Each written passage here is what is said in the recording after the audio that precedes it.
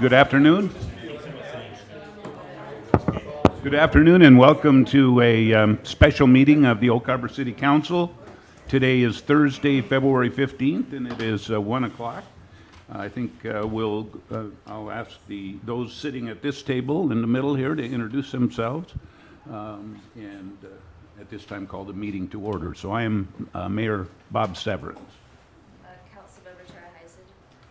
Councilmember Rick Allman. City Administrator Doug Marmon. Councilmember Jim Wiesner. Councilmember Bill Larson. Councilmember Joel Trevedius. Councilmember Erica Wassinger. Thank you. It looks like we have a pretty full council. I guess we're missing Councilmember Beth Munns today.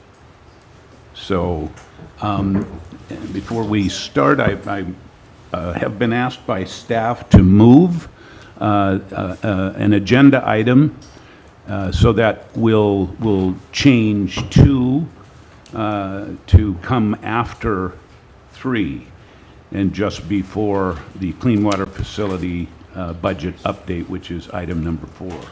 So at this time, I hope that the discussion regarding Wrights Crossing, it looks like we have some folks here from Wrights Crossing, and I'm going to turn it over to for the update discussion regarding Wrights Crossing Development.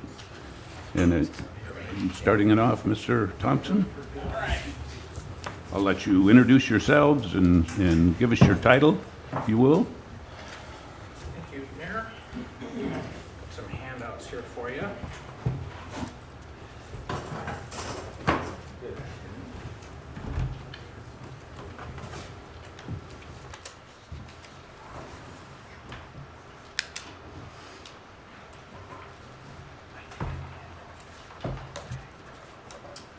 Let's see here. We're gonna pull these out.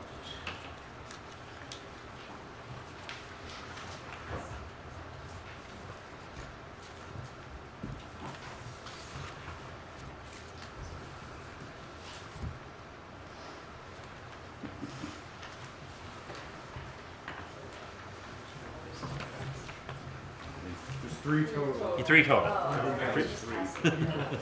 So each one of them is just representing a speaker.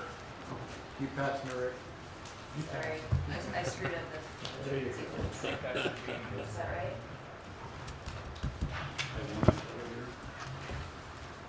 And then you got yours, and I got mine. Oh, no, sorry. Nope, yep. Okay. Here you go, one more. Got it.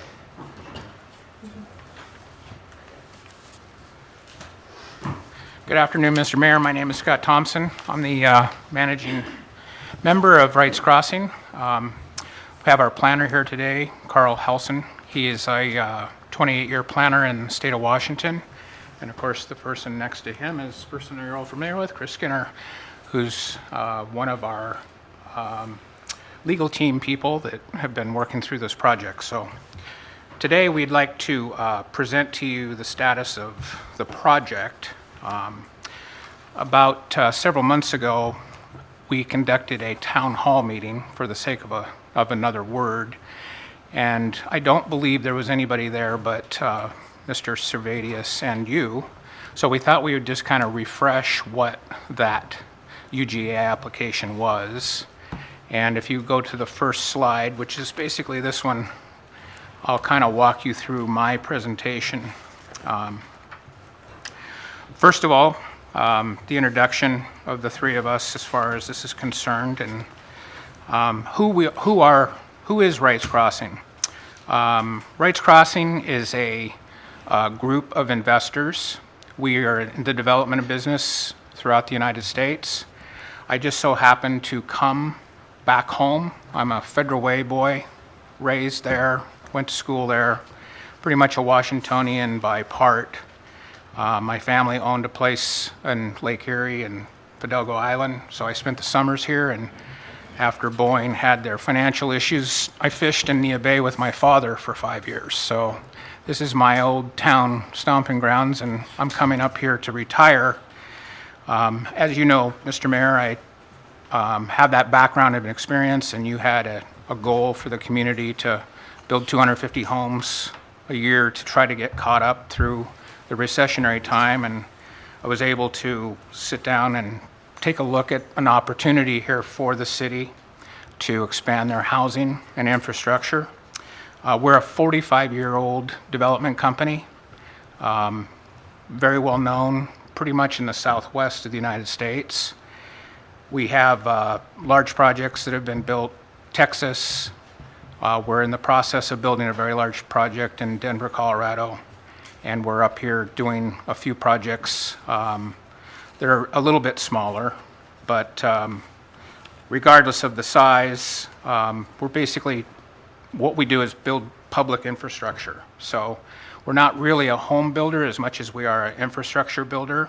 So we basically come in and put water, sewer, power, roads, all the infrastructure that basically goes into a community where you're expanding the housing opportunities in both commercial and housing. I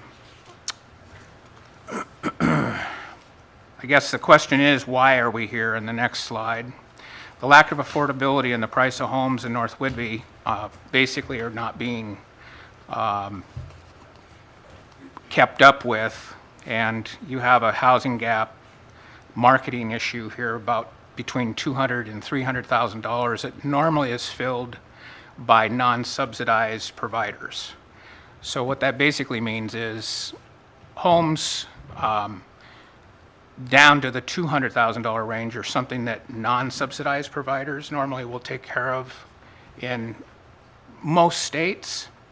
Up to $300,000 is where your market slows down, and then above $300,000, it's a declining market of housing provision that takes place within the community.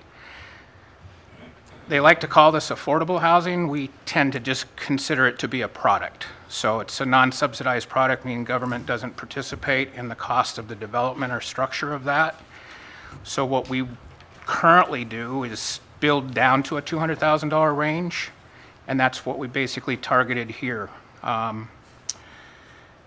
Let's see. We spent about 4 months investigating this area, took a look at all of the different unique features. You have several different areas of what I would call non-development opportunity. For instance, north, where you have a noise zone. It's difficult for us even to build above 65 dB anywhere in the United States, decibels.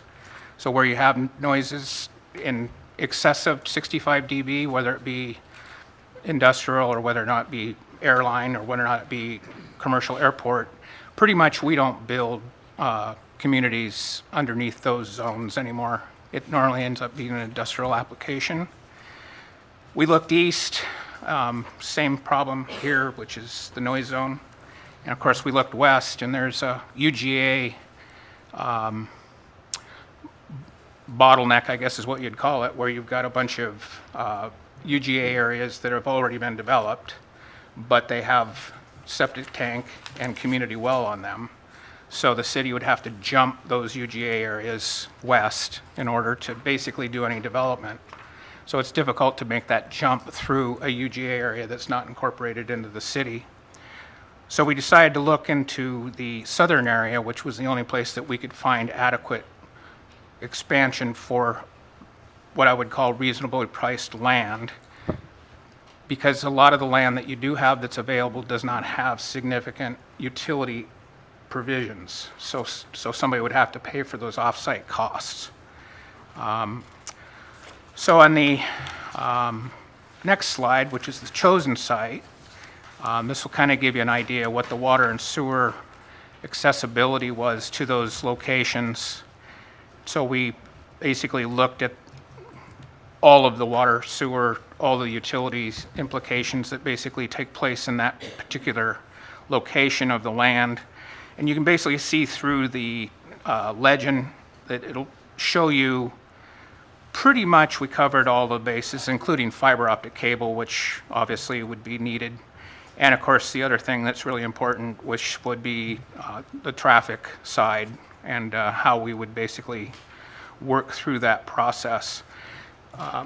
Carl will kind of fill you in on some other issues here shortly, But in general, this is kind of the layout and how that works. And it runs all the way through to town and all the particular utilities from power, sewer, off-site, force main, sewer, existing from lift stations to power, off-site gas, and how we're going to handle potential traffic issues. And the next slide is basically financial responsibility. There's a title in the state of Washington. We work in other states with the same title. It's a development agreement with the cities. Basically, that title is available to anyone to view it, but it basically is a venture between a city, municipality, or county. And what we do is we sign that agreement. Pretty much we pick up all the fees, all of the costs that are associated to our direct development impact. And then we basically take the improvements that are inspected by the city and we dedicate those improvements to the city at no cost. So you can kind of go through this and how the state operates that through this chapter if you'd like to take a look at that on the website. But in general, this development agreement is in all jurisdictions in all states in the United States today. We right now are currently in 60 of them. So we have 60 development agreements basically in place right now throughout 4 different states. And that's how we operate agreements with municipalities. Obviously, the chosen site is gas, power, and fiber. The gas will be extended from the city where available in the water and sewer corridor. Power availability is from the SR20 corridor in Monroe Landing, and the city has interest in extending fiber from the south and into the south to bring it into the center of town. So we would provide conduit infrastructure for that also, along with the water and sewer into the community. New jobs for Oak Harbor will generate, so we've done a preliminary traffic evaluation. We did 16 sites back in April. We do not have the full traffic analysis, but we did enough of an analysis to recognize the fact of where the problems are. And I can tell you, if we didn't think that we could be an asset to traffic, in other words, we could help the traffic situation, we probably would have left. Because we recognize how sensitive it is here. We can go into a whole entire dissertation for the day over traffic, but we believe that there is a lot of outside influence in the traffic, especially in the summer, mostly tourists that do not use Oak Harbor as a destination point. And we would like to see that entity participate in traffic mitigation coming into the future. The nice thing about a company like ours is we can bring that entity, which would be washed out, to the table and get them to mitigate with us. We have the financial capability of working with them in the proper mitigation processes that go on with traffic. So we're actually kind of looking forward to that part of that because there is some traffic problems that have creeped up. And I think the reason why you've had the traffic problems creeping is because you haven't had an impact development project to basically consolidate all the problems that are creeping through the sprawl. But I think once you get into an impact program and you see how they work, they're quite advantageous to us in most states, and they'll be advantageous to this project also. Obviously, there's 2 issues here that we went through in the past. There's a what if and is housing. What if the housing is off island? And the next slide is what happens if the housing is on island. Most people that we have focus grouped that live off island, that work on island, want to live on island. And the reason for it is many. There's daycare facilities that are being provided by employees, for employees here.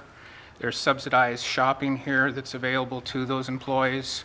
And we consider, by the way, in all other cities, a government large employer as being a large employer. So they work seamlessly now in all cities since the act of 2006, I believe, when the government decided to no longer provide housing for their employees. So in general, we work with all kinds of military bases in every city, and they just mix in with everyone else as a normal constituent in the community. This is a little bit more This is a little bit different because I think it's because of the nature of the geographic location with a small bridge and the fact that there's a limited amount of area to put a large employer. And you've got a fairly large employer per capita. So it becomes kind of a difficult thing to work through, but I think we've done a good job in trying to capture that. So again, those are two arguments: is do you put everybody who works here off island, or do you put everybody on island where they work? And each one of those has a different dynamic. Again, could be talked about for a long time and needs to be discussed. And the last issue for me was just basically the traffic count. We looked at 14 locations. We actually were only going to look at 12, but we actually went to the base and talked to their security people, and they added 2 more because they were curious about traffic flows that were taking place from the west in. And that information obviously is one of the reasons why we made the decision to move forward. So with that, I'm going to turn this over to Carl. He's a 28-year planner. I believe he was deputy planner at Pierce County for 8 years. So he has a large planning background. Pretty much has been in the private sector. I believe he has many clients, and he's been working for us here for the last year, and we've enjoyed his presence. So. Thanks, Scott. So I came on board the project last spring, I guess, probably April-ish, after Scott had done the work with the local realtors and identified the site. And what became obvious, and everybody knows now, is that in order to get that site developed with 1,500 houses, it has to be inside the urban area. And in order to get into the city limits eventually, it's got to be urban first. And so I was brought on board to work on the UGA expansion approval process. In the Island County Comprehensive Plan and the countywide planning policies, job growth of a certain fixed number triggers the potential for UGA expansion outside of the normal review cycle. And so what we started doing was looking at, was there enough job growth using the county's adopted formula to justify expanding the UGA? And there is. And we came up with 2 factors. There was 3 that are spelled out in the countywide planning policies. We came up with 2, the military job growth and the non-military job growth.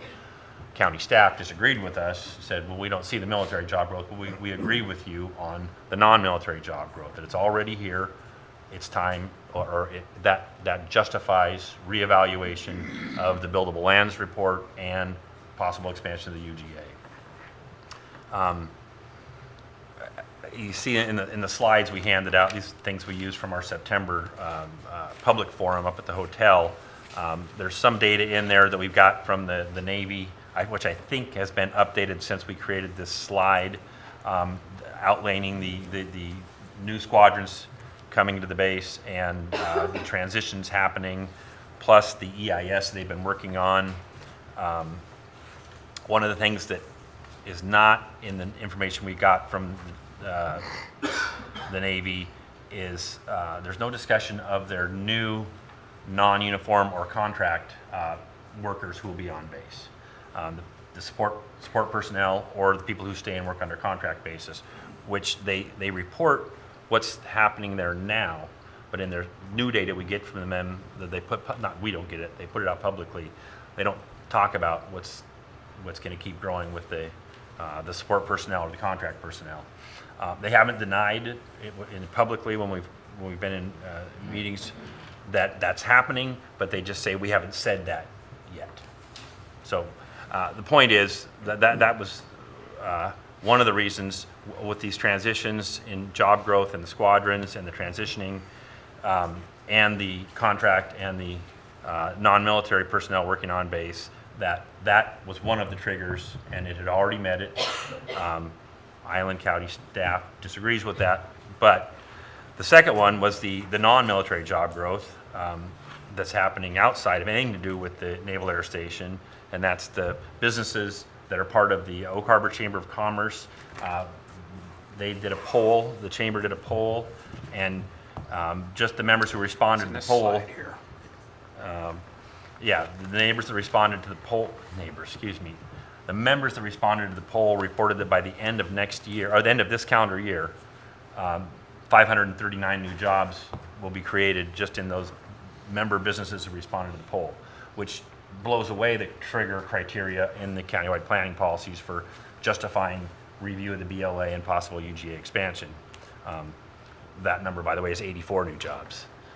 And so this is 6 times that amount of jobs have already been created. Then we have tangentially related, the Nichols Brothers job growth down in the South Island, and then directly related is the Oak Harbor School District with their reported 80 new staff members for the 2017-2018 school year. So the triggers have been met to move forward with the countywide planning policies say, and Chris will get into this in a little more detail, but it says that once those triggers have been reached, Island County must reevaluate their population projections and they must reevaluate their buildable lands analysis.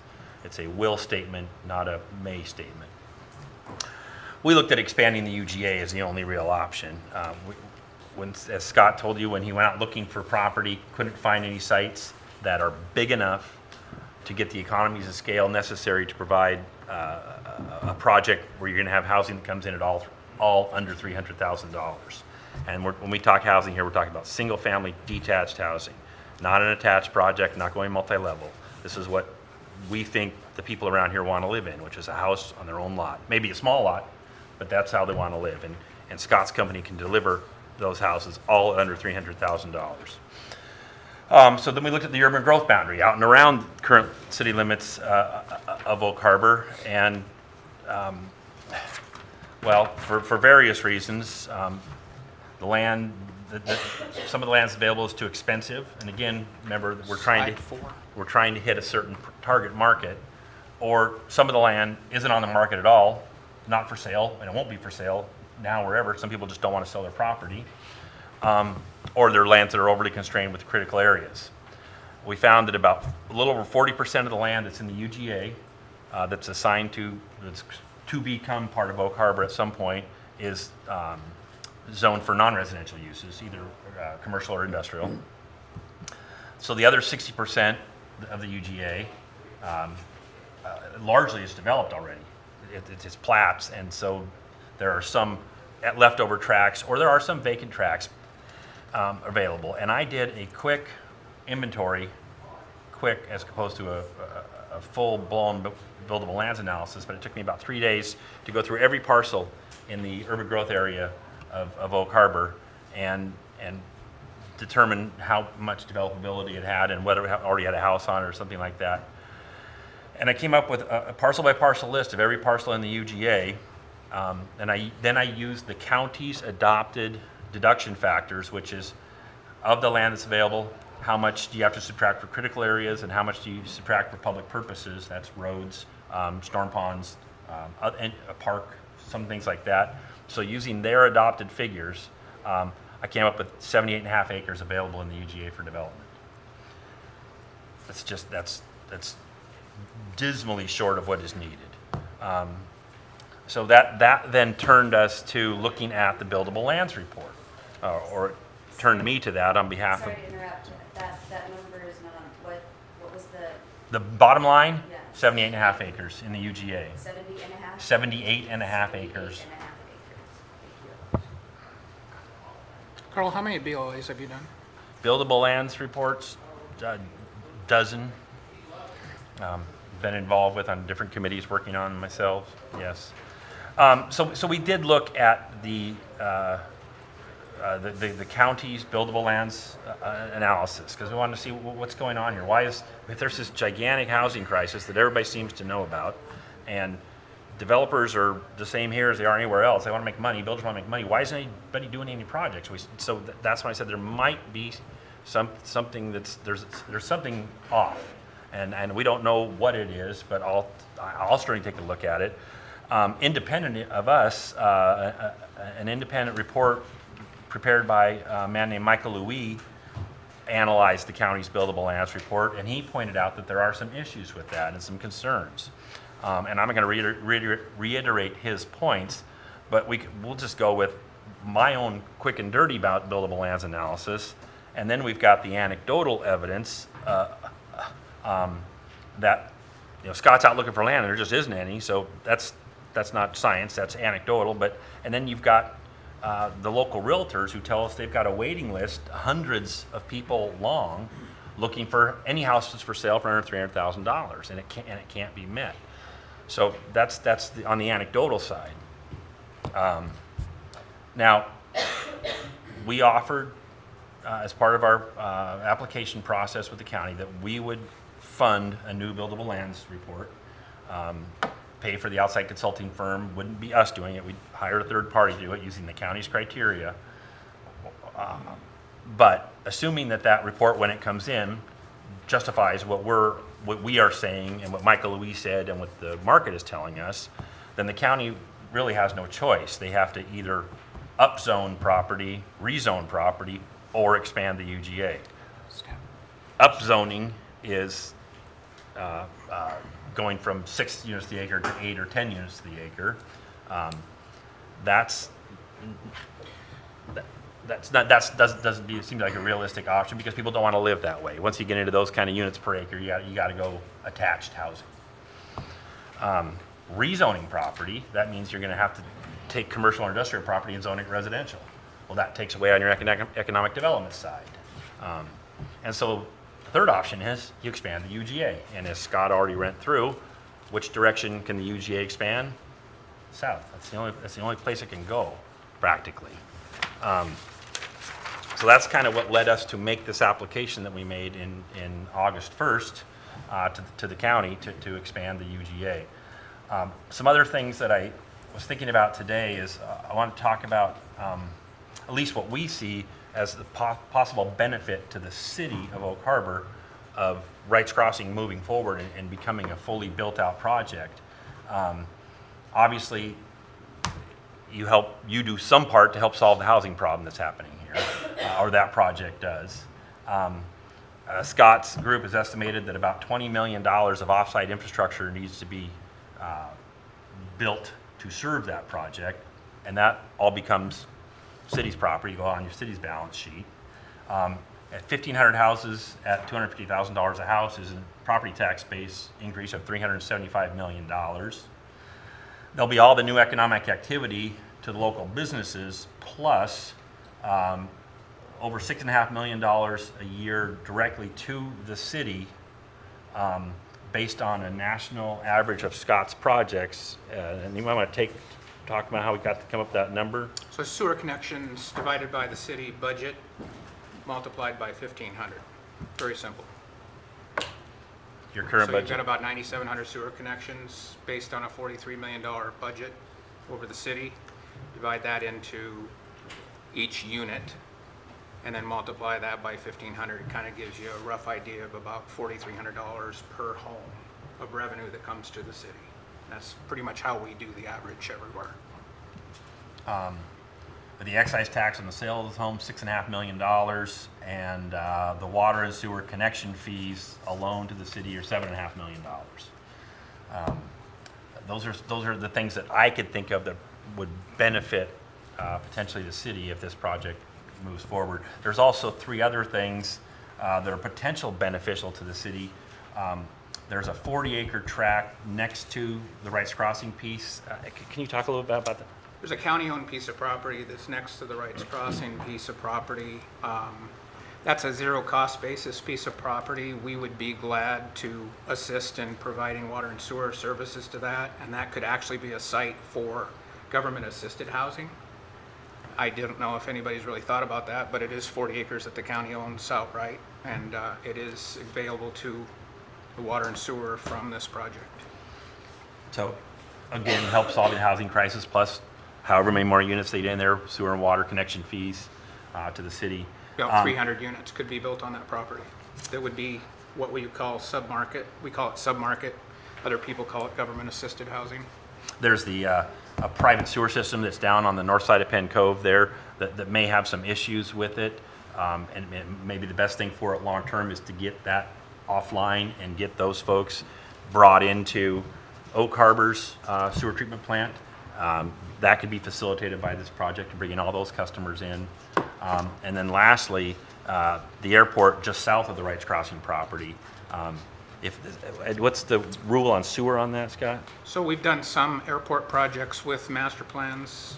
The FAA requires a water and sewer facility that's to code before they'll participate into FAA grant funding. Most of the time, an FAA grant fund properly done will subsidize about 90% of any airport expansion.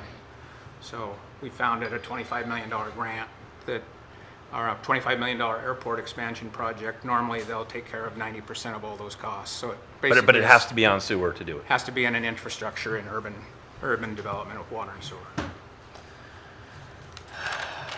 And I think that's it for my notes. Chris? Thank you.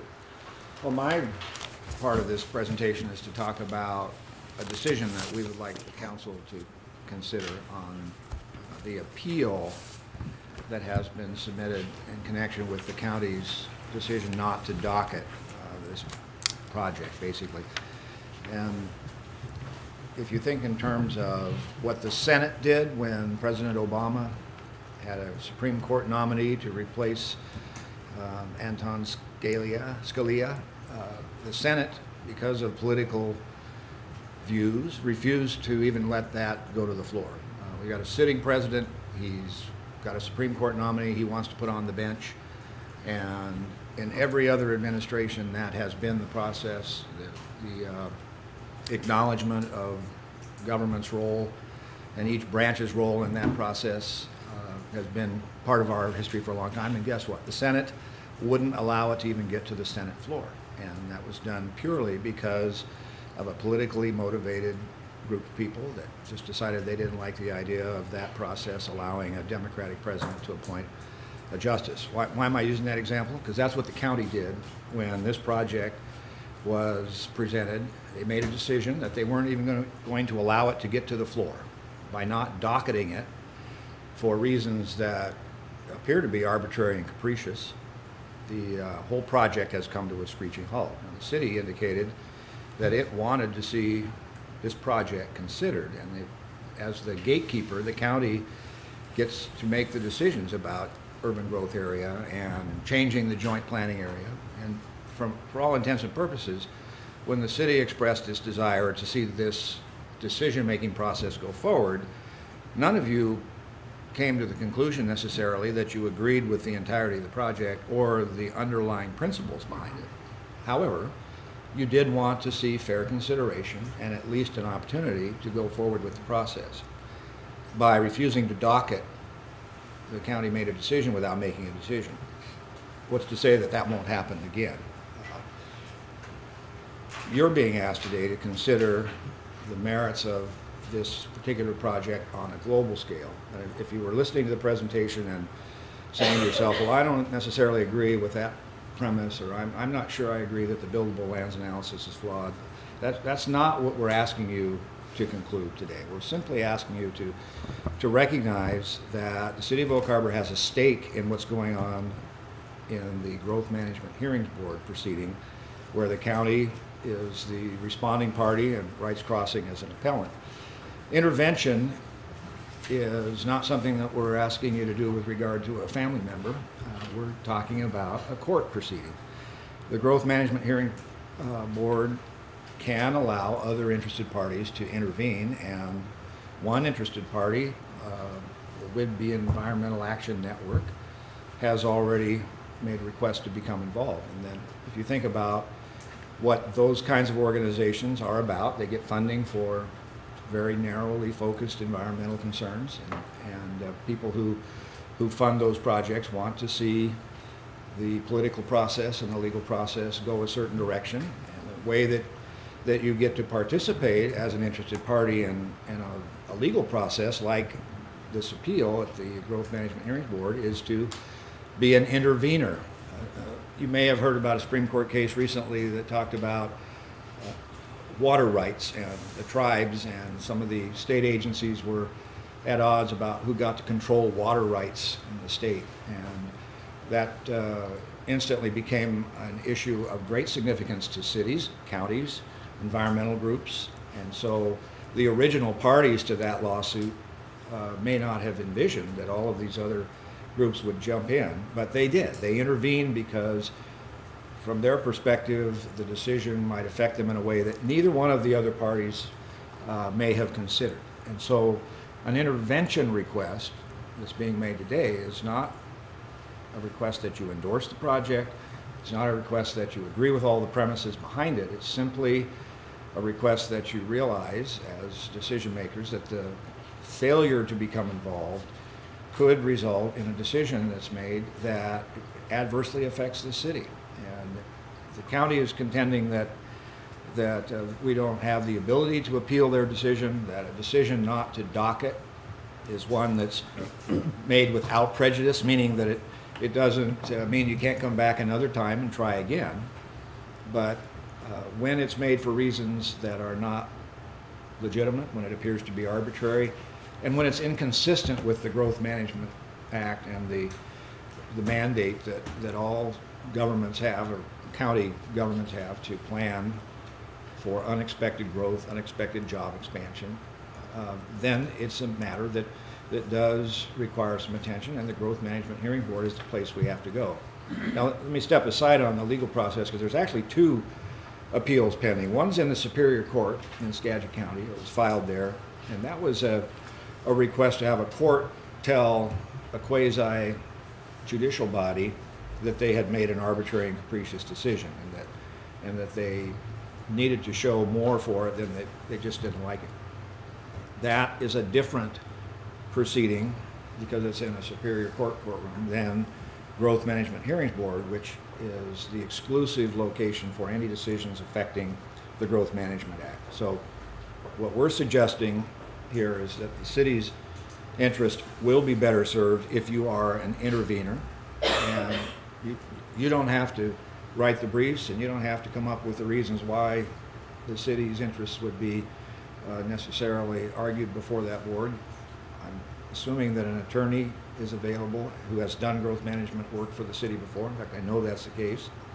And so the decision that we think is very important today is for the city not to be left out of this Growth Management Hearing Board decision, to participate as an intervener, to not simply allow that one-sided view that may be presented through the Whidbey Environmental Action Network. Not that it's good or bad, but it is only one perspective.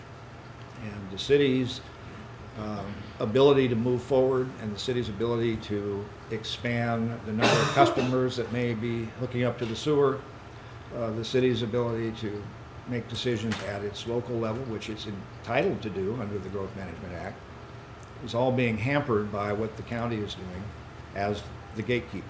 And so if Wrights Crossing and Ween and the county sit down and make a decision about this process that is good for them, but hamstrings your planning staff or causes the city's decision-making to be something different than what you preferred or had in mind, you could be bound by that decision. Now, you don't need to take my word for that. That would be a good thing and a good question to ask council. But unless you're aware of your right to intervene and the importance of it, and unless you understand that it's not an endorsement of the project yet, that's yet to be done. We're simply suggesting that it's very important that you get involved in this so that the procedure can be correctly followed, and we don't get a precedent that allows the county to do this obstructionist kind of decision-making that we saw when they just flat out refused to docket. If you look at these slides, there are a number of very specific explanations for why the appeal to the Growth Management Hearing Board is something that should interest the city of Oak Harbor in terms of asserting its right to have a place at the table. I'm not going to read it to you. I always find that somewhat annoying when a presenter reads his PowerPoint slides and then sits down. But if you have a chance to go through each of the slides, there's a good bullet point summary of why this appeal has merit.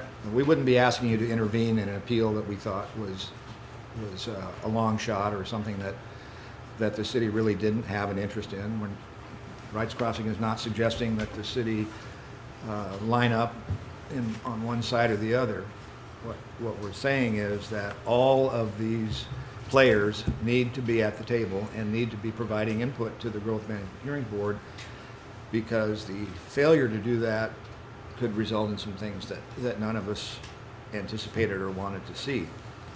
Yes, there would be some cost, because you'd have to hire counsel, and there is an area of law that some lawyers practice in that's pretty specific, and this growth management area is one of them. And so I would suggest that would still be a good investment. And if you look at some of these other decision-making criteria that we hope will eventually find their way back in front of the county, I think you'll agree that these things are worth considering, at least allowing us to get this in front of the county in a timely manner. If they keep kicking the can down the road because they say they're too busy or they don't have time to devote their resources to it, that's the equivalent of saying we're not going to put your nomination on the floor for a vote. And so for those reasons alone, and the city's inherent interest in planning decisions that are made by the gatekeeper, we think you need to give serious thought to becoming involved in this lawsuit, at least get some advice about it, and determine at some point in time whether it's worth having a seat at the table, so that it's not just the other special interests that get to comment on what happens with this review process. And that's the So summary. is there I assume there's a deadline for that decision? Or Yes. To Well, become an, there's a party can request intervention at the beginning of a case, but if a hearing is scheduled and briefs are submitted and the process is too far along, then it becomes really a moot point. If you wait too long to get involved, then it's not of much use to the Growth Management Hearing Board. They are not in a position to take testimony like a court. They review the decision on the record, simply meaning that all of the hearing transcript of that particular hearing, any written materials that were submitted in support or in opposition to docketing the decision, that's all before them in a certified record, and then all of the interested parties submit briefs with their arguments saying this is what we believe the Growth Management Act requires the county to do. We believe that this decision on docketing is not a reasonable one. We think the county is trying to avoid its responsibilities. Whatever the argument is, that's submitted in a brief, but if they schedule a hearing and they get too far down the road with the briefing schedule, then it would be too late to intervene. how far down the road are they? I mean, do we have to make this decision in a week or a month? Can you speak to that, Scott? Do you know where they're at in that process? I can. I mean, that's obviously not a guaranteed thing at the moment. I can just say that we are totally engaged into the process now. In other words, it's all of the information has been provided based on the case between both parties. So the GMA board now has a series of questions that they're going to bring forth that will basically determine the outcome of this. And we wanted to get to the point where we knew that we had this established prior to bringing this to your attention, but you know, it's a fairly rapid process. I mean, this whole entire process will take, I think the last hearing right now, unless there's something that holds it up, is June 28th.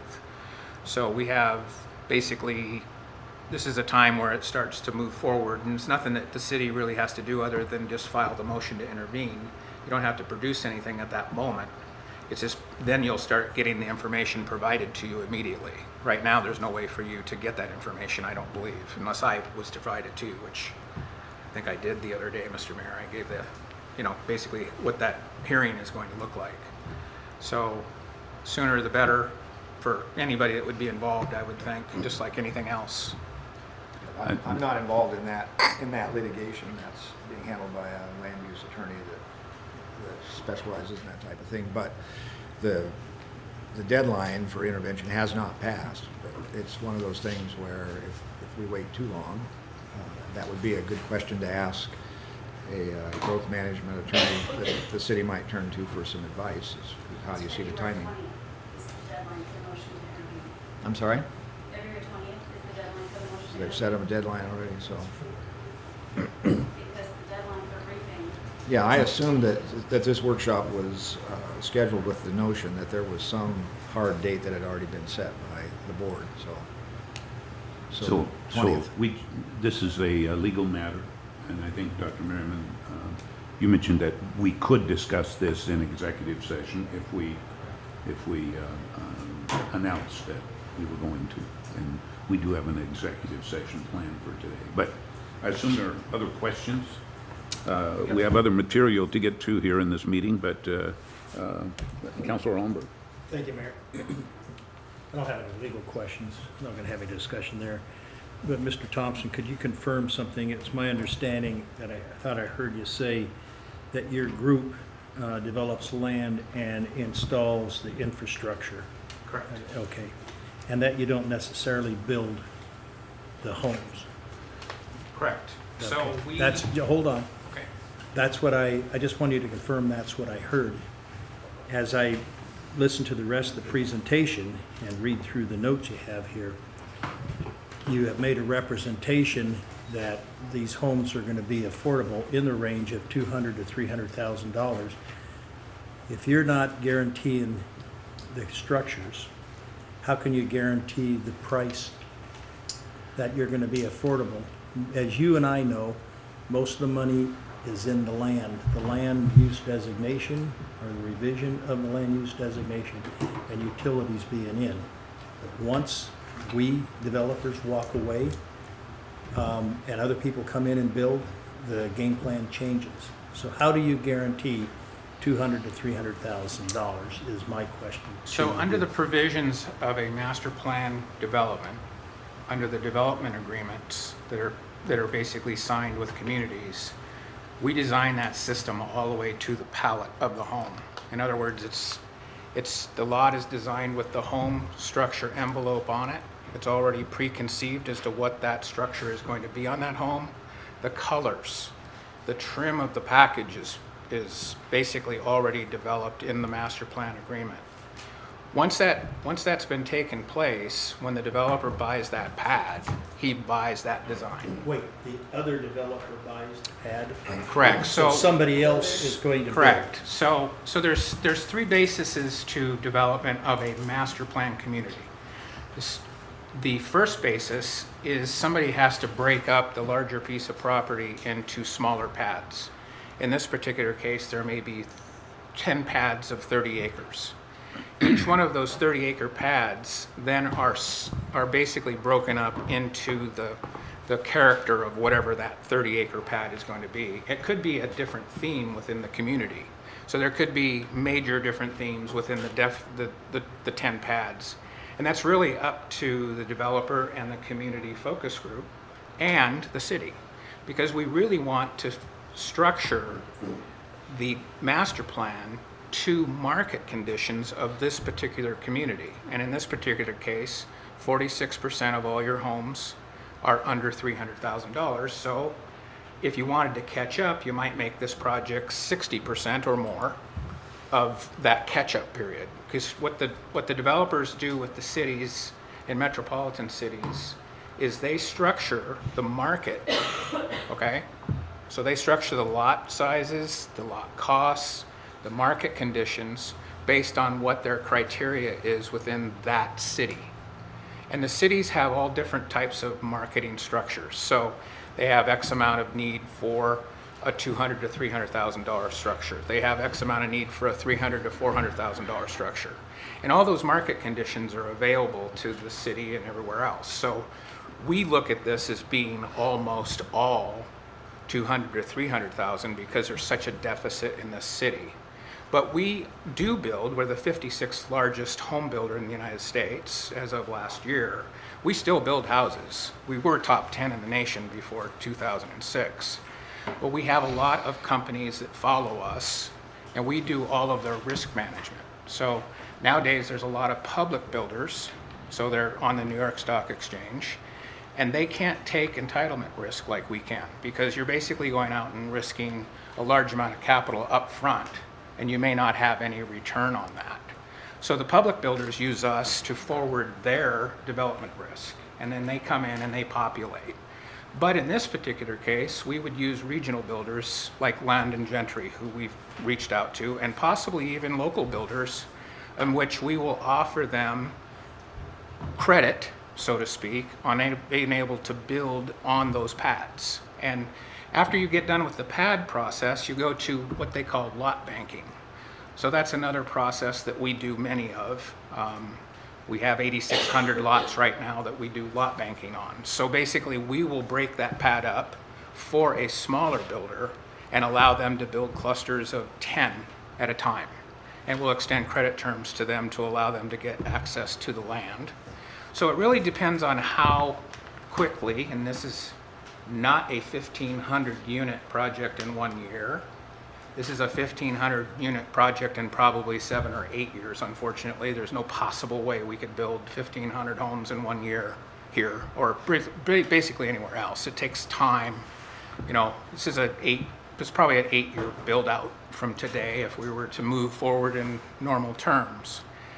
But we are able to build product like this all over the United States, and we stay within the framework of what they call cost indexing.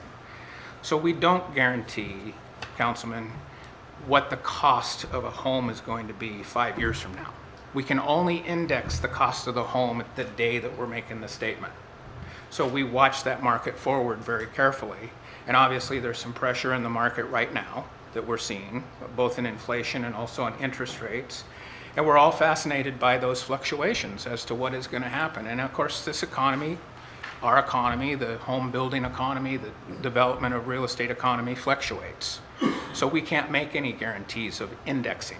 We can only make a today guarantee of what the cost of these homes would be. And you need some rental units too, and part of this is, you know, a rental fleet of some sort. We don't exactly know how that's going to take place, but a large percentage of these homes will probably have to be investor owned so that renters can have the opportunity to live here too, because a lot of them are being pushed off the island due to market pressure, and that inventory needs to be filled as well. So I hope that helped. Yeah, it is along the line, but it really comes down to and I'm glad you mentioned the indexing, because it's indexing with a moment in time, and that might be a moment in time 3 years from now, 5 years from now, if your project is successful. Correct. So based on inflation, based on cost of funds, based on demand. Don't forget soft costs.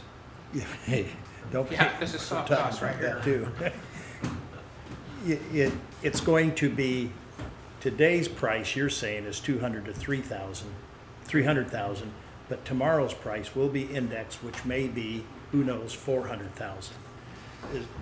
That would be a big number, but yes, Yeah, in but it's- essence, it could also go Yeah, it down. could be 350. We have had experiences where the price has gone down. And the reason why that is because different technologies in the home. For instance, vinyl polychloride piping came in. We had sprinkler system adjustments to where now they're a commodity, and we normally include those in homes, you know, as a standard. There's all kinds of different technologies that come out that lower that price, but in general, mostly what we see is the price of economy is based on volume and efficiency and manpower efficiency. You know, you've got 300 people working on a project like this for 7 years, literally. So you've got 300 jobs working there for 7 years. We're very good at making these people very efficient in the labor pool so that they're working on the home. So they're basically their utilization of labor is very high. That's 50% of the cost of a home. So we have a lot of different processes and methods. I mean, we're still building $295,000 homes in Las Vegas, and our land costs are $400,000 an acre. So just to let you know, and you know, we build 700 homes, I believe, a year there in Las Vegas in that particular market, because we have a lot of land inventory from past experience. So there is a lot of variables, but you know, these are what I would call Washington State average price sized homes, certainly average to Oak Harbor. And those are the numbers that we're experiencing. And of course, the land has to be balanced with the cost per square foot of the home. Thank you. Thanks for bringing up the indexing. You're welcome. That's very important, yes. Councilor Leeser? Just a follow-up, I'm can you sorry. give us an idea, Mr. Thompson, what a $200,000 home, today's price index would look like? So it'd be a story and a half home, 2.5 bedrooms, 3 baths, about 1,200 square feet. On a minimum size lot per code to the city, or a negotiated size lot that would be associated to a master plan. Yeah, thank you. Largest home would be about 1,900. Councilor Heisman? Going back to Councilmember Alberg's question, I'm sorry I sound ridiculous.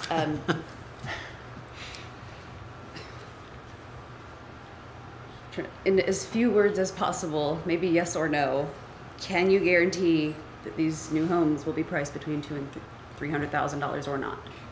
Because I just heard two different things, and I understand the indexing thing, that doesn't need to be explained, but if we're dividing these into pads of maybe 10 acres, I mean, are you saying as of right now, if we had the agreement, you could say they had to be priced between 200 and 300, but only so many of them would, or they would for only a specific amount of time? I didn't hear a lot of specifics in your So answer.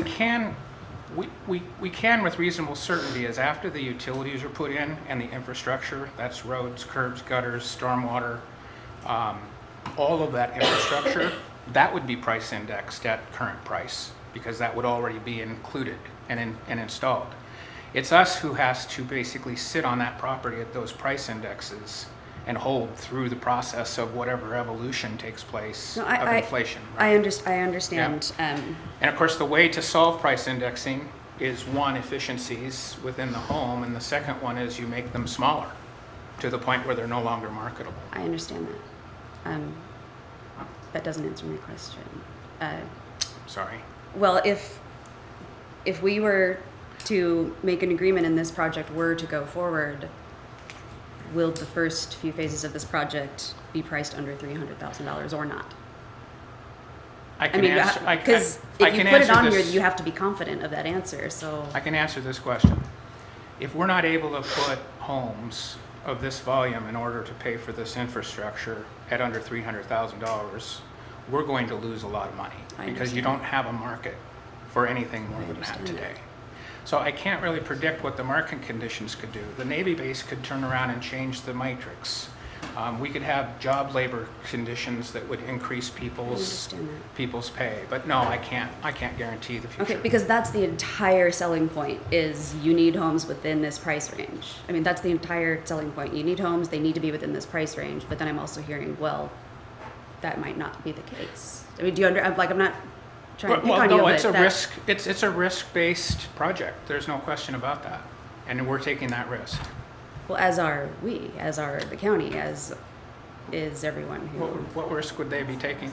The supporting Well, a the political development risk, uh-huh. at this price range that might not be. That's what I'm. Land use change and they want. Well, exactly. I have a couple of other questions. 250 acres divided by 1,500 homes is 0.16. Lot size, not including roads, common spaces, sidewalks, any those are, how is that mathematically possible? That might So, be Steve Power's question. We normally put, we normally do a factor of 2 when we come in to do development, so we buy twice as much land as we need. Okay. And normally the rest of that land, I'm not going to make a commitment that that's a 50% cut. Okay, But we do have common areas, we have land disposal issues, there's a commercial agricultural piece that's 40 acres that we won't be bringing into the UGA. We'll probably give that to donation to some sort of charity. There's other types of things that come up, there's public use areas, so yes, it's about a factor of 2. So if you take that 250 acres, for instance, or whatever that number is, and you divide it by 2, that's probably the developable area where the housing would actually go. The rest would be common area, parks, roads, different, okay. whatever the theme of the project is. We have a couple themes that we've come up with. So 125 acres divided by 1,500 homes is 0.08 acres for homes. That's not, unless they're townhomes, that's almost physically impossible. Like I said, we try to do a 0.2 multiplier, so we don't know what will happen as far as the details are concerned. We're so far, right now, we're in a very infinite stage of application. Right. But we certainly are willing to sit down and negotiate how you guys would like to see that developed. We have up to that many acres to do that many homes. Okay, I did this for a long time, and that number doesn't seem realistic to me. It's all just The number of, the 0.08 lot size, 0.08 acre lot size. The 1,500 homes. I don't think that in that land space is that just the math doesn't work out to me. Well, we're gonna check my math. So I've got some markings here, and then I'll wrap up, Mayor. Sorry. I'd be glad to show you that density in some of our other projects if you'd like to see them. No, I know what that density looks Okay. like. That's my concern. Oh, it's pretty Um, close to what the city is today. There's quite a few projects here that have that density. And if I may answer that a little further, the UGA decision-making, GMA decision-making is not premised on all of these parameters. If the land use issues are solved and the UGA issue is opened up, what this group is talking about is doing a development agreement, which is a contract. And so that's what gets negotiated. So if planners say, okay, now we've got this space in the proper form for you to work on, but we don't like that density, and so before we're willing to sign this agreement with you, you need to change it. And that, so just making the decision to make the land available doesn't mean that you are signing up for all of these parameters with or without guarantees. It's the development agreement that is the critical piece for that, for all of those assurances that you may want, like similar to planned unit development or. So my follow-up question to that would be if someone somewhere ends up saying, well, that doesn't work for us, you could only do 1,000 homes, 1,100 homes, do you walk? Not necessarily. We don't know exactly what the total impacts are. We have an entire budget for our Right. normal conditions. But there's obviously that infrastructure cost that we have to absorb and divide by the number of lots. So we really don't know.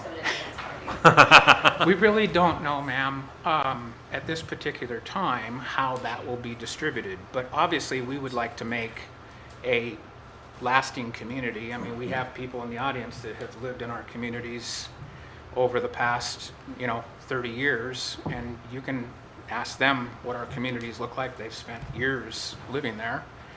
There's one man here right now that I'm familiar with that's bought in our communities a couple of times. In general, we are very cognizant of local community theme. And so we want to build what we need to build around what the community wants to see and live around. And that's kind of how we tailor our product. If the That's the development perspective I'm agreement looking at it. is, if the Oh yeah, development- it's important to us too, that's- because that's a market issue. Go ahead. If the development agreement is negotiated on the city side to make the project impossible, then I don't think the term walk is correct. It's just that the demands on the city side become unrealistic. I mean, we're talking about a contractual negotiation. We're being given information about what the developer believes will be in that agreement. But that's still something that both city and developer get to talk about and refine. And so, again, I don't think that you should necessarily tie the land use decision to what ultimately the development agreement is going to look like, or what you may think may be falling short on that. No, I understand that. I would want to put unrealistic provisions, but I also don't want to go into it with an unrealistic idea of what this could look like if it can't. Last question, this one's actually for you. Rick. They're free pop-ups, I'm sorry, I don't have control of this. Um, I just want to use my calculator. You wouldn't visit those websites. Mr. Skinner, on the city intervention page of the appeal, there's a sentence that said, "City should not allow the commissioners to set a request." Under what authority can the city not allow the commissioners to do something? By asking the Growth Management Hearing Board to make a decision that is consistent with what the city wants in that regard. So the cities are not allowed, we're requesting that The cities, we're the saying here, GMHB not allow them. all, the city's input is obviously dictated by the Growth Management Act. County, the county sits at the tip of that. This statement relates to the Growth Management Hearings Board appeal, which could result in a decision that puts the city in a position where the county is making all of the choices, and the city might have something to say about it under the law.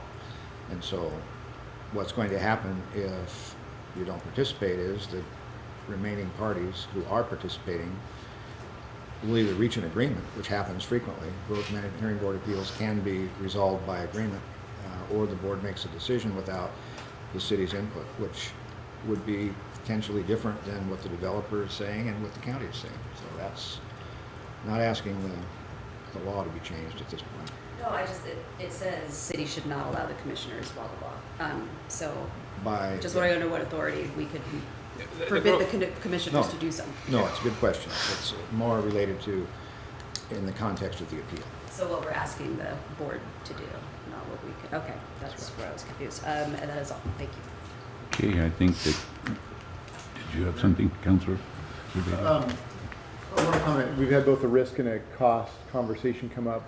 Just in 60 seconds or less, roughly how many projects does America West have going right now? 61. 61 similar or bigger master plan type Our communities? largest project is 32 billion. Our smallest project is probably 20, 30 lots. And I ask this question just from a relevance of experience. What is the largest master plan community you are doing or have done? The largest master plan community we're doing right now is in Aurora, Colorado. It's 28,000 homes Okay. and 4 million square feet of commercial. And that's breaking ground this year. Our last largest was Pearland, Texas, which was 9,700 homes, about the size of Oak Harbor. We built a city about the size of Oak Harbor, same amount of commercial, same amount of residential. And I knew the answer to that, but the reason I wanted to ask it is when, well, in housing in general, when I was working with the mayor and started talking to contractors, and Wrights Crossing came up on the radar, there was that meeting at the Best Western. I had people that reached out to me and immediately said, don't believe it, can't do it, impossible. And I was open to all of those conversations. So I sat down with Scott and I started reviewing some numbers. And when you hear those numbers, this is a group with experience. They're not going in, this is their first or second project they've built. And so I invited all those people also to sit down with Scott Thompson or someone involved with the project and review those numbers. And I don't know if anyone ever took you up on that or not. I've probably talked to 1,000 people on the island Okay. over the year.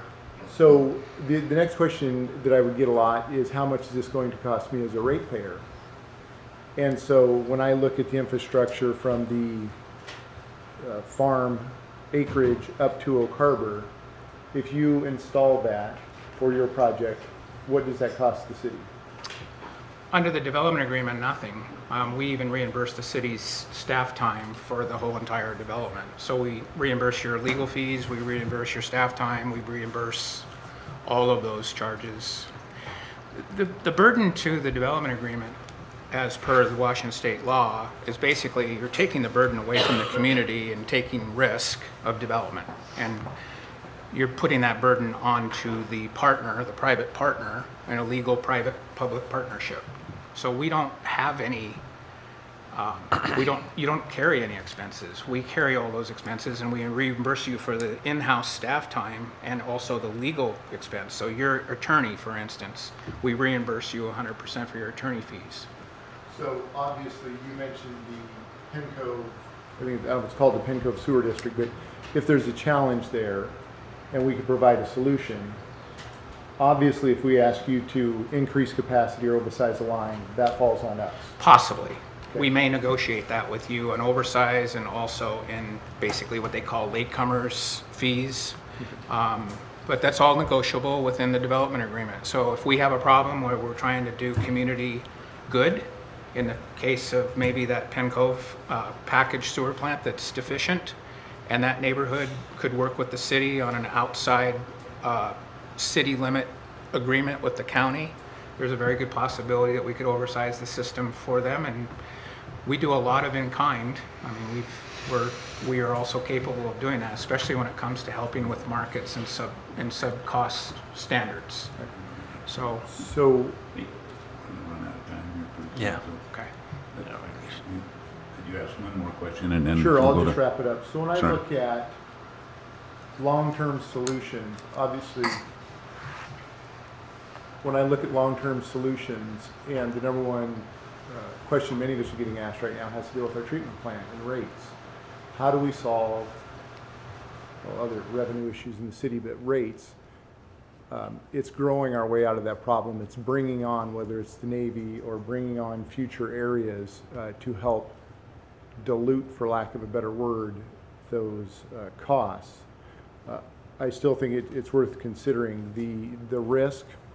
It's really political risk at this point, if we all want to be brave and say that. The costs, we want to explore those. But I think as Mr. Skinner wrapped up, at this point, it's deciding whether we want to participate to see this project get a solid look or not. And personally, I do. Thank you. Councilor Wesson. Yeah, so to bring it back full circle, you're asking us to come to the table for a GMA hearing that, Nikki, you said is the 20th of this month? Is that what you said? I'm sorry. For a motion to intervene. The Okay. briefing is due February for March 22nd. It was a 30 days prior to the briefing. So if we miss that deadline of February 20th, we're sort of, our opportunity to make a motion to be a part of that is toast? That's the deadline, unless the board grants So that's in 5 days from now? Did Do you we- say the 20th or the- 28th? 20th. 20th in 5 days from now. So I would need some more details before I were to make a motion or act on something like that. I would need to know, do we need to hire an attorney? There's some specifics I would need to know, so I'm not ready today to. And that would need to be discussed in executive session. The risks Okay. and rewards of filing a motion would need to be discussed. Okay, Yeah, I okay, think thank you. We're prepared to. Yeah, discuss okay. potentially. Okay, thank you, gentlemen. Nice presentation. Yes. So that was actually our first item, but now we are going to item number 2 on the agenda, discussion on Puget Sound Energy overhead lines. And it looks like we've got the Public Works people and our city engineer, Joe Stoll, Public Works Director Kathy Rosen joining us. Mayor, council member. While I was sitting there, I was thinking of a funny way to start this. You know, it is one of my, PowerPoint presentations. I'm here to talk to you about power for the new treatment plant. Yeah, so anyway, what we have is just an amendment to an agreement we already have with PSC. And in March of last year, we entered into an agreement to provide, for PSC to provide new power service or additional power service to the new treatment plant. The total budget that was presented to council and approved was $337,000 and some change. Of that, $187,000 was set aside to improve overhead power lines. So what has come about, the blue line that you see on the map up there was the original proposed alignment. And what we've come across is a little bit of right-of-way issues when you get up close to Barrington, almost where the call-out is at. The right-of-way, the roadway itself is pushed very much to the east, and it was done I presume, to avoid the old Oak Harbor oak tree. But it leaves us very little room to do any additional work over there, and there's no utility easements on the property at the moment. Not to mention there's a proposed development for that property that includes what I believe is at least a 3-story unit, and putting additional overhead lines adjacent to that doesn't seem like a great thing to do.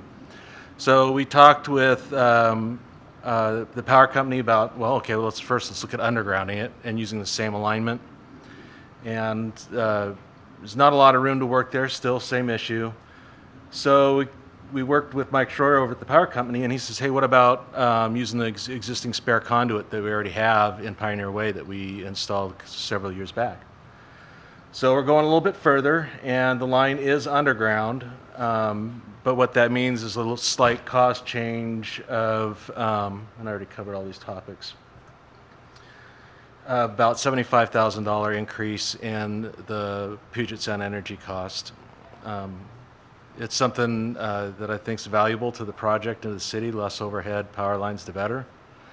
And it uses some existing conduits, so we don't have to do any additional construction work further away from the project. Seems like a win-win for the project. And brief and to the point, you'll be seeing this coming back before council at one of the regular meetings for consideration. So I'll start it off.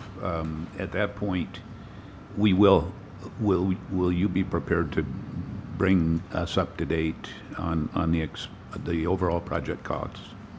Yeah, Expense? yes, definitely. Yeah, so that we can see that and the effect that this will have. In the to that context figure. of the whole package, yes. Okay. So, anybody?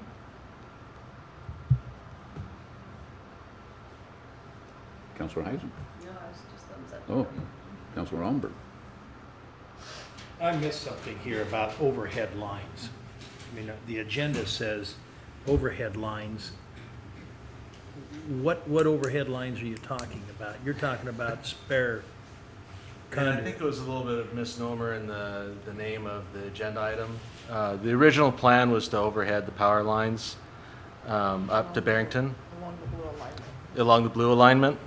And instead, we're going to divert it down Pioneer Way to Ireland underground and use existing conduits. So there's a little bit of a cost increase because when you go underground, it's a thicker line and you're going a little bit longer distance, but then you don't have the additional overhead power lines to see.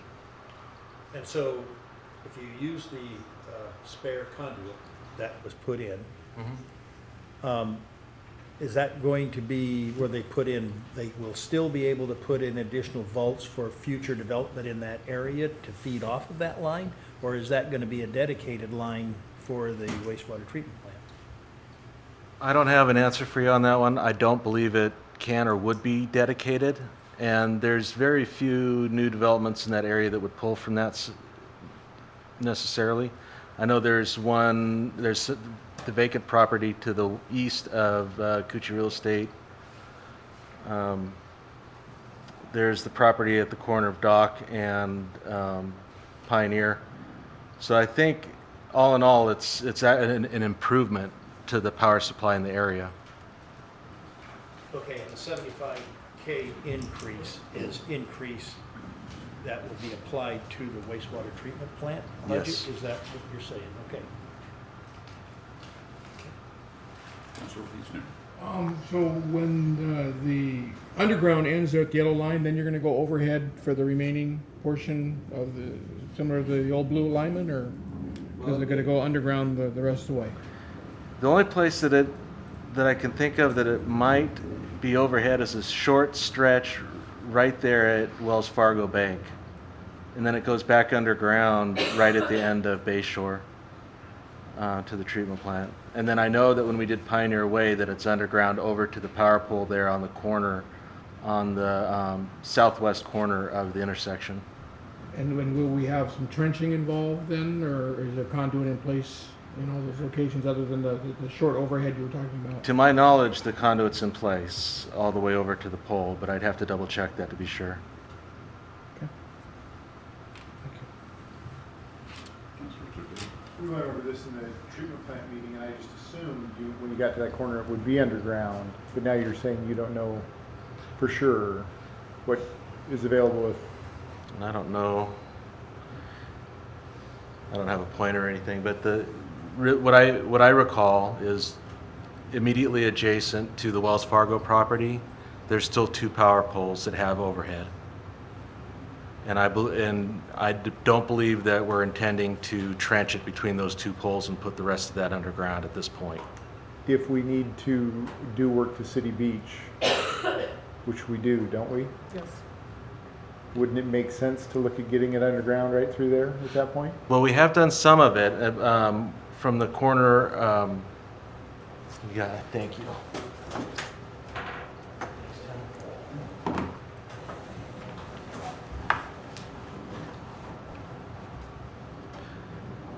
Yep, there we go.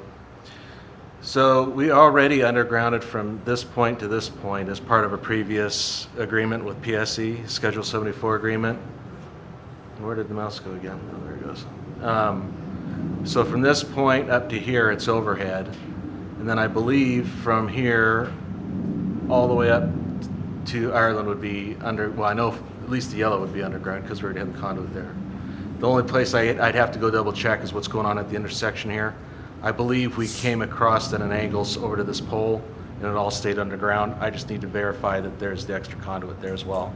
Right, so the question again though, do we anticipate any mitigation efforts or whatever needing to repave or fix City Beach south of Pioneer? Though we're going to be working from this point south. We're not intending to go from this point up to the intersection. Okay. If you want me to look into what it would take to underground that, I can. At least for me, I don't remember what that road condition looks like. I know the second you turn on to Pioneer heading west, I want to say that pavement's rough. I don't recall. It just seems if we're there fixing all of that, of course, there's a cost. But I'd be curious to see what it would take to finish that little stretch and have it done and complete. Is that... That's my... So are we looking, you want me to look at both of those, undergrounding and pavement, or? Personally, yes. I mean, I don't know what my peers wanted. It doesn't hurt to take a look at it and come back to you and tell you what that might be. I like the idea myself. It's just we've got to draw the line somewhere where we stop.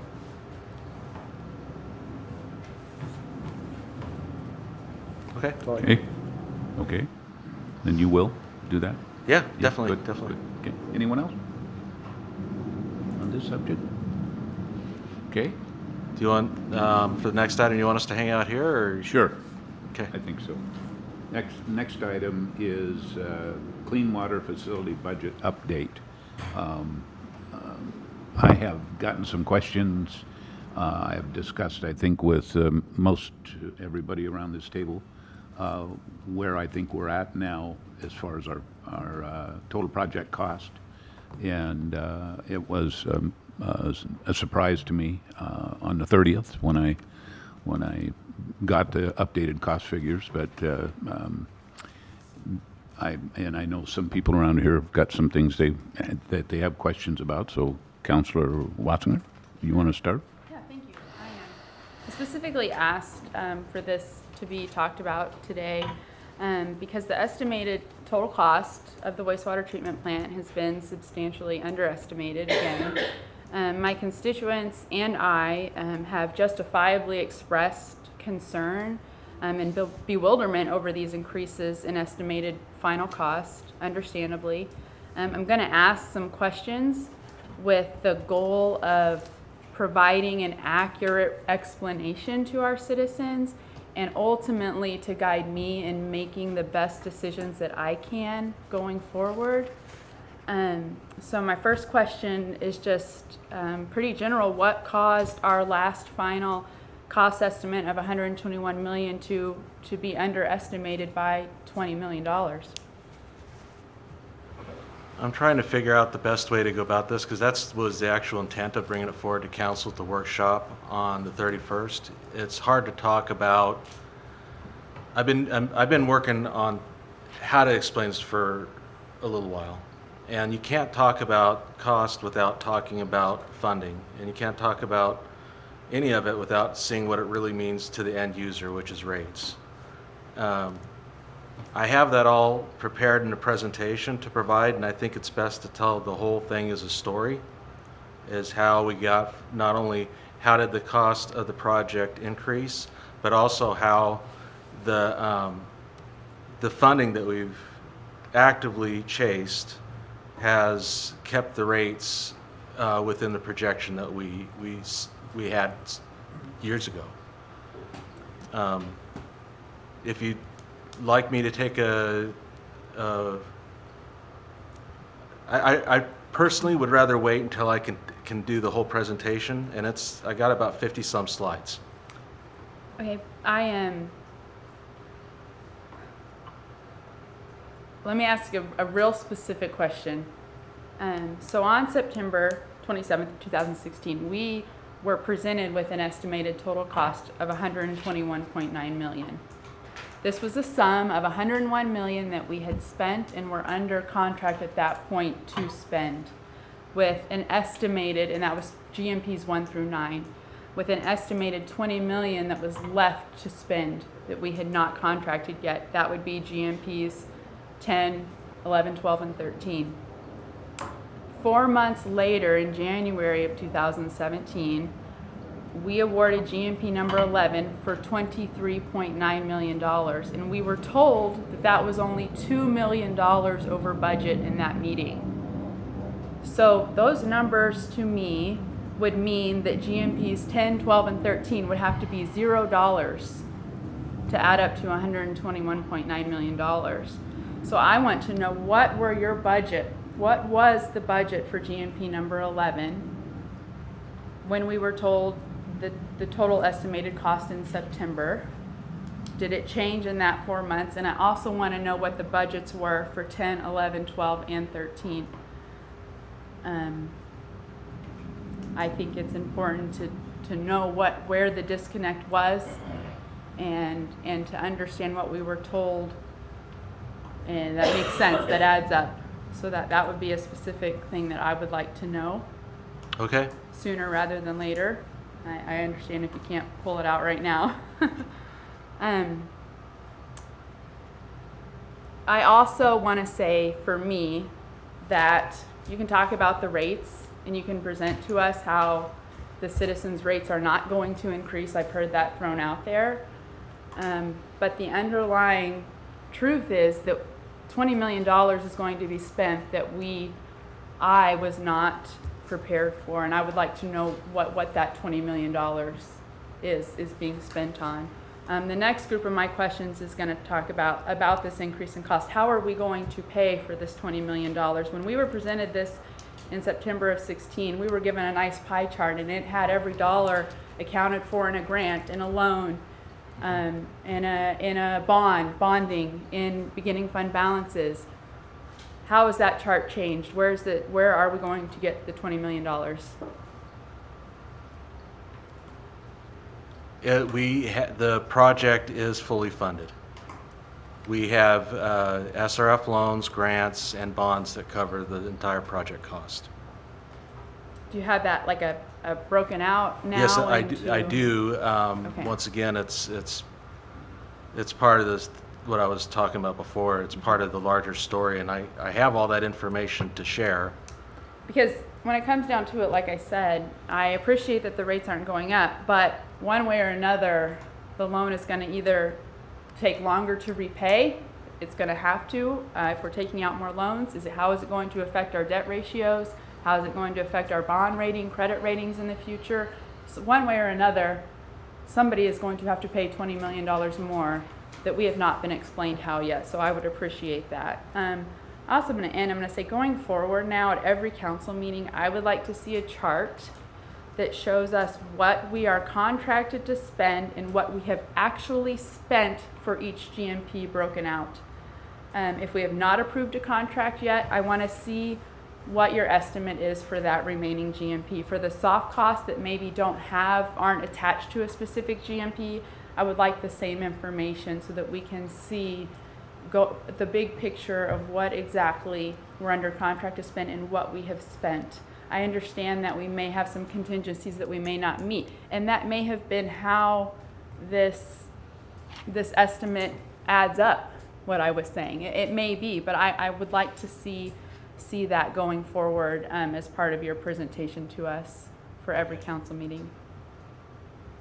That's all I have for now. And similar, going along those lines, Council Wassinger talked about moving forward, wanting to have some specific numbers. I have concerns moving forward that this overage was a surprise and it happened in a short period of time. So I'm hoping that you are going to address what is the plan moving forward to prevent this from happening again. We're not done. And so whether that is in weekly updates, but what is the plan to keep a tighter rein on these costs and to keep a closer eye on this so that we don't have this this runaway happen again before we're done, because we're not yet there. I might answer that just briefly. There's only one bit, well, the park improvements, everything outside the walls is currently out for bid, with the bid opening scheduled for March 1st. At that point, we'll have, barring any little small things, 100% of the improvements bid. And in that amount is, we're roughly in the 5 to 5.3 million range is what that estimate is, and that's included in what's been reported to you already. Councilor Wiesman. Mr. Stowell, you'd mentioned, and I got to echo Councilman Wassinger's statement about it doesn't really matter whether the rates stay the same. This is 20 million real dollars that we're finding out about roughly 2 weeks ago was the first we heard about this.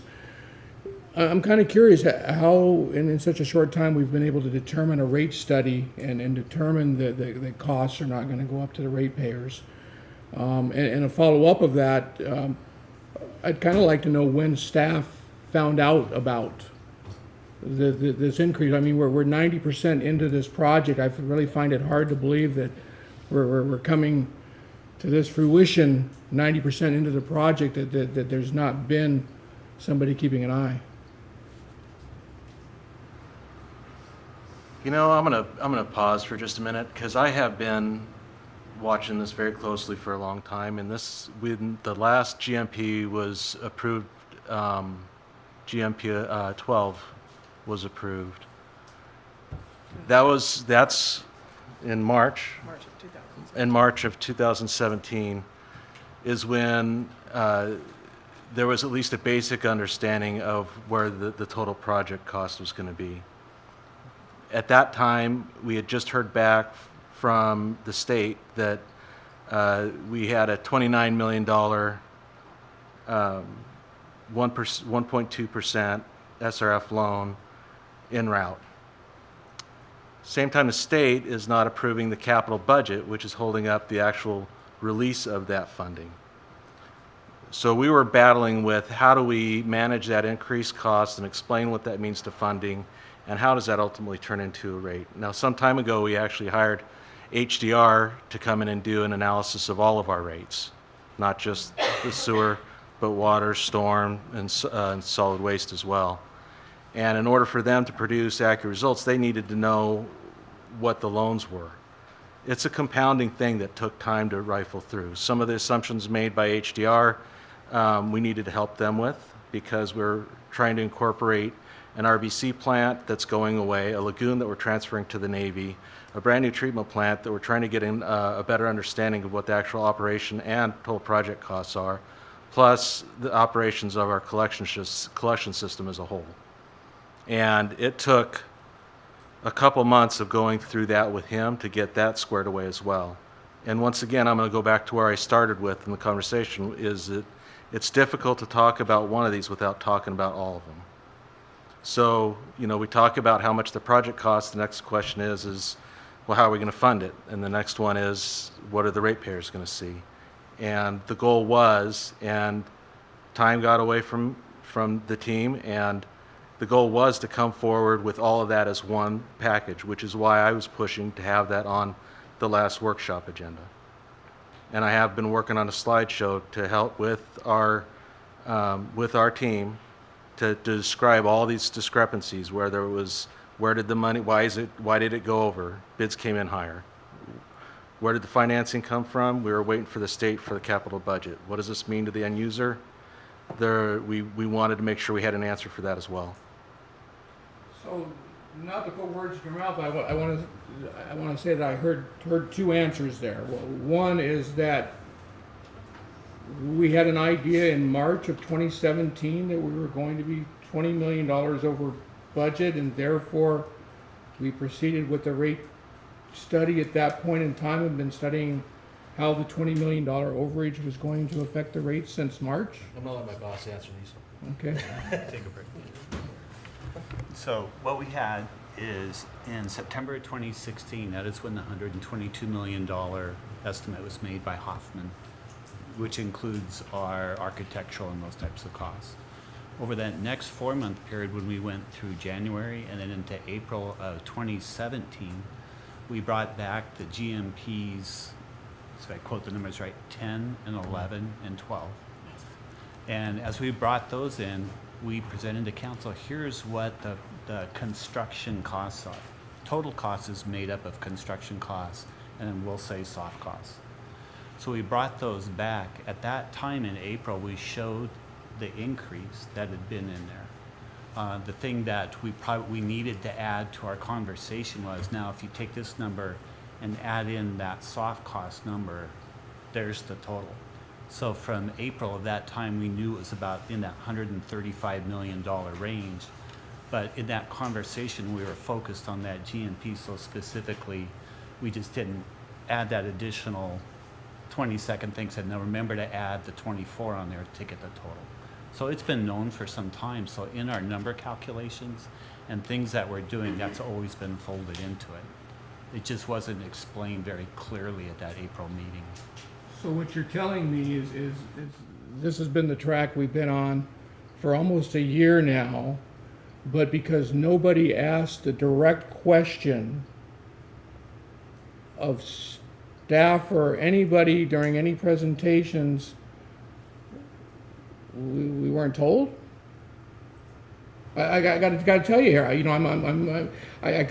think that I'm pretty well on top of things, and I've been, obviously I'm new to council and was not involved in any of the GMPs that were voted in, but I think I was following the project, and I've been to several council meetings, and I've seen several presentations about the clean water facility. I visited the clean water facility as one of the first things I did after I took office, and I got to tell you, after each of those presentations, just speaking as a citizen, and after my tour of the plant, I was getting this feeling that everything was just going great.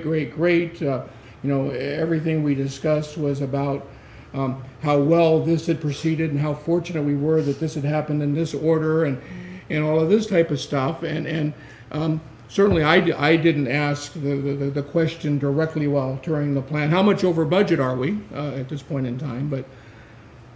But it just seems a surprise to me that I think everybody sitting at the diocese is really shocked of this figure, and to find out that it's been a figure we've been apparently working with for 10 months now, but nobody ever asked. I really find that odd, number one, and I find there may be something just underlying within our organization if several members, because it sounds like several members of staff were aware of this,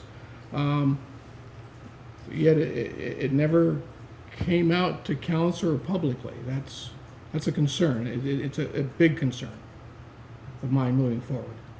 So I just wanted to state that. Thanks.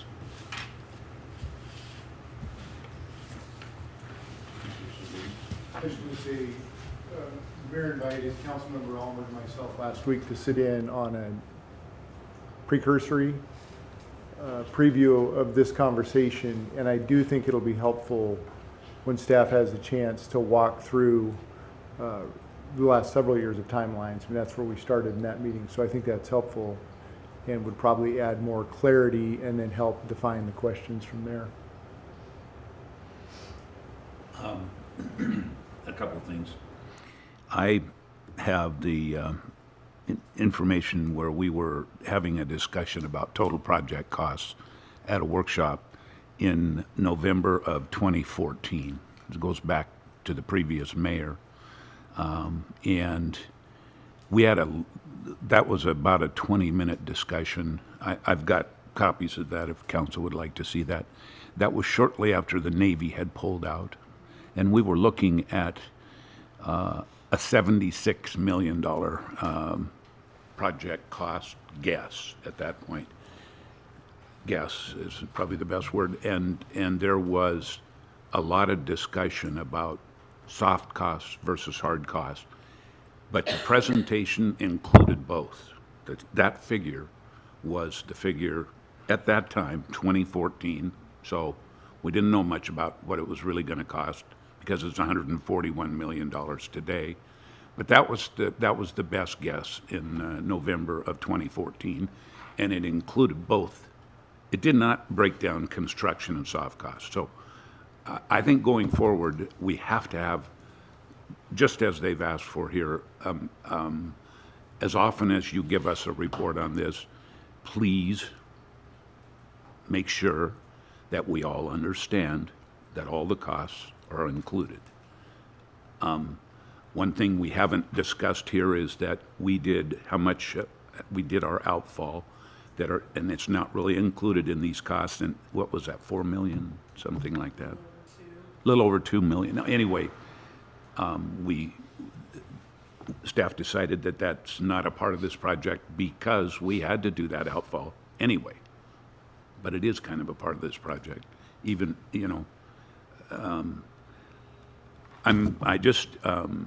the continuing complication of not including all the costs is frustrating, and I think our citizens are upset.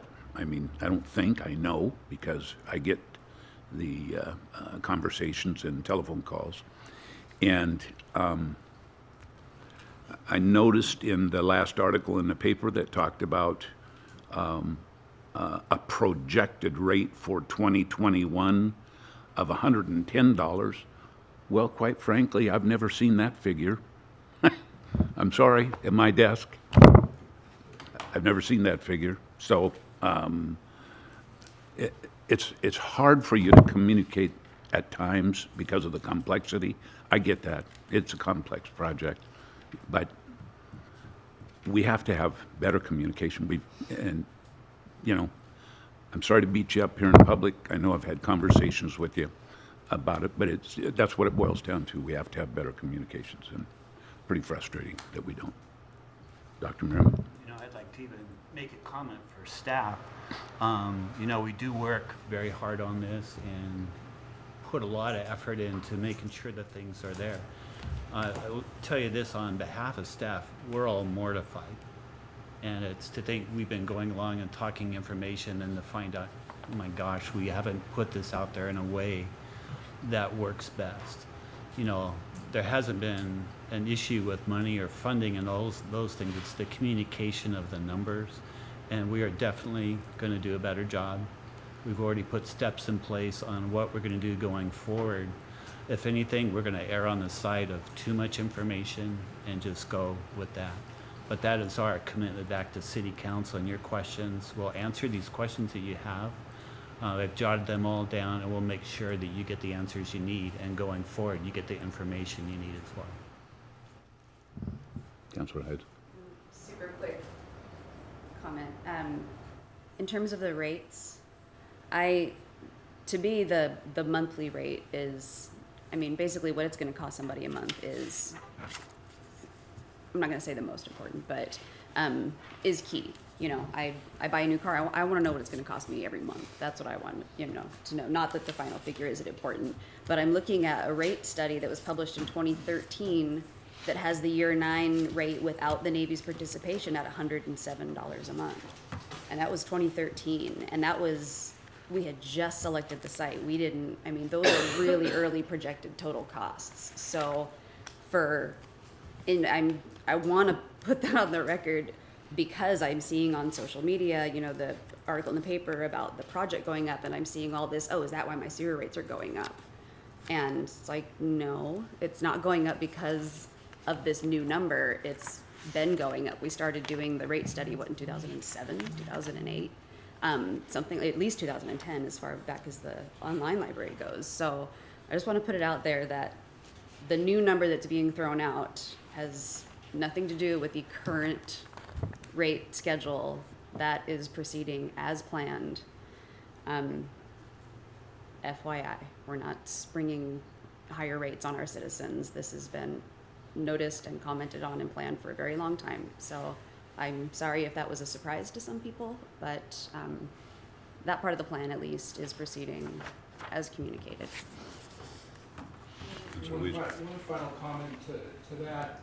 $20 million is $20 million, and you know, whether it had to be spent or didn't have to be spent, you know, obviously we're all kind of taking that in right now, and obviously it is what it is at this stage of the game. But any cost savings we could have developed through this project could have resulted possibly in a reduction in those forecasted rates. We are presently, of all the communities surrounding us, have the highest sewer rates of any community in this area. And compared to some cities, double of what other cities have in this area. We owe it to our ratepayers to be good stewards of their money, and to find out that there's this $20 million difference just makes it look as though we really haven't done a good job of that. I appreciate the fact, and I appreciate specifically you, Dr. Merriman, the efforts you've put into the funding sources. I know you've come up with some unique funding sources that have had significant savings for the community, which, because of your efforts, have allowed us to be able to, you know, absorb, you know, some of this overreach. But let's face it, let's call it what it is. We have the highest rates in the area, and any savings we could have resulted in this plant could have converted to savings to the citizens of the community. And that's, I just want to make sure that we're focused on that, because that's what it's all about. Absolutely. Just a polite response to you on comparing other communities. If you care to see it, I have the information right here from the other communities, and you may have it too. What I saw on that comparison, in 2013 rates, 2013, Lake Stevens, and and you have to compare MBR plants. You can't compare somebody who has a septic tank and a puddle out there, how, you know, because they're soon to get hit with reality too. But on that list, there were two on there that I visited, identify. Blaine in 2013 is $99, 2013. Lake Stevens is about $78. So when we give information to our community, we want to give real rates. We want accuracy, and that's part of the disclosure about why there's a $20 million gap. There's really, doesn't justify it right now, but the construction cost went up about $10 million. And there are factors, market factors, that cause that. The other $10 million are related to engineering and other soft costs involved. So I'm looking forward to your presentation. Absolutely. It still comes down to latent communication. In summary, that September 2016 was graphically a nice presentation. The construction cost projected at that time was $98 million.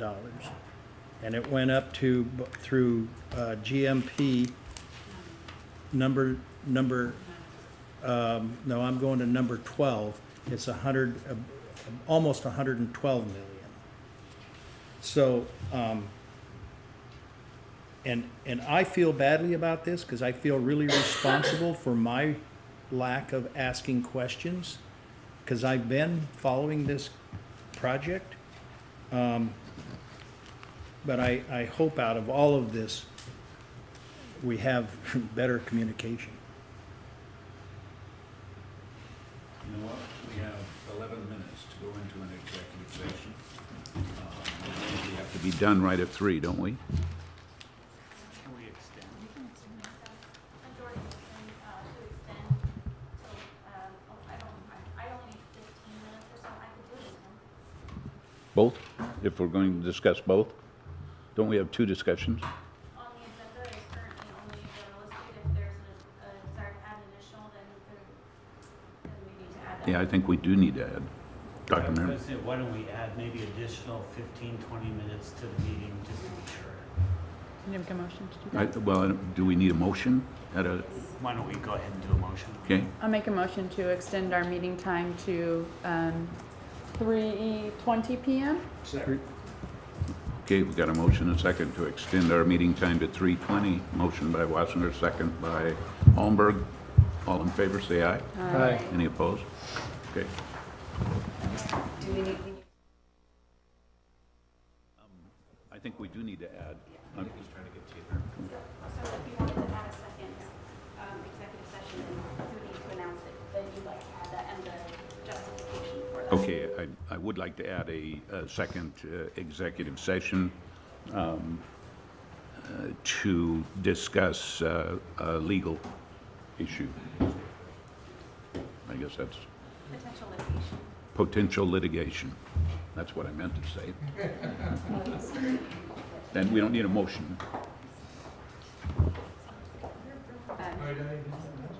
Yes, Councilor Heisen. Yeah, let's do it. okay, Let's do it. I move to add an additional topic to our executive session. What was it? Potential litigation. Okay, motion second to add an additional topic to our executive session regarding potential litigation. Motion by Heisen, second by Holmberg. All in favor, say aye. Aye. Any opposed? Okay.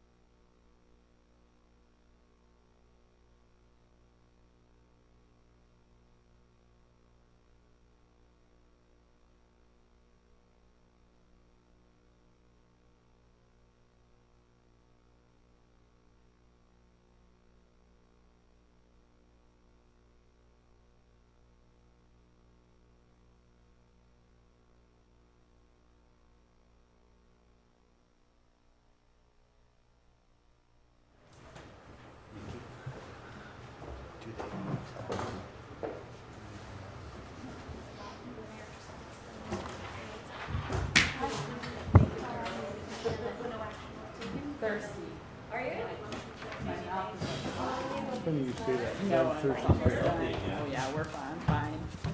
So after the extended executive session, we are back in, I'd like to call the meeting back to order. And I would assume that there's no action to be taken, except to adjourn. Is that correct? It's a motion to adjourn. Second. Motion second to adjourn. All in favor, say aye. Aye. Any opposed? Okay.